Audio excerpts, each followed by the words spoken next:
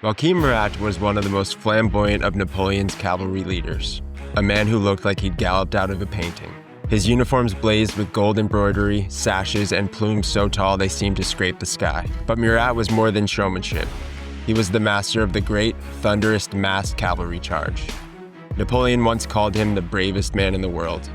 Murat was at Napoleon's side in the earliest days, requisitioning the artillery that Napoleon used to put down a royalist uprising in Paris with his famous whiff of grape shot on 13 Vendémiaire, 1795, an event which first made the young General Bonaparte's name a recognizable one.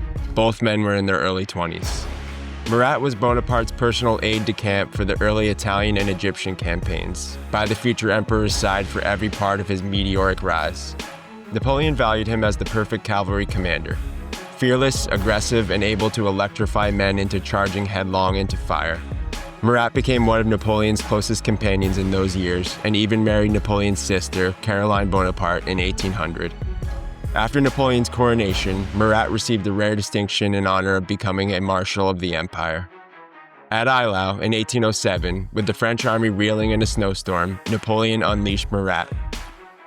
Leading some 80 squadrons, over 10,000 horsemen, Murat hurled them forward in one of the largest cavalry charges in history. Through the blinding snow, they smashed through the Russian lines, wheeled, and crashed back again, buying the emperor precious time to stabilize the field. Murat's men adored his fearless presence.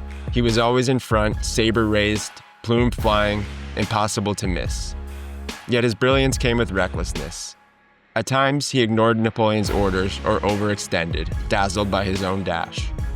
Later, as King of Naples, his loyalty wavered, and he broke from Napoleon in a desperate bid to save his throne. Captured after a failed uprising in 1815, he faced a firing squad with the same fearless energy he had shown in battle, commanding his executioners, "Soldiers, do your duty. Aim for the heart." Murat's life was a cavalry charge from start to finish, brilliant, reckless, and doomed. If you want to catch more videos on Napoleonic legends like this, be sure to quickly subscribe to our channel, like this video, and let us know in the comments what you want to see next. There are hundreds of similar videos in our history playlist.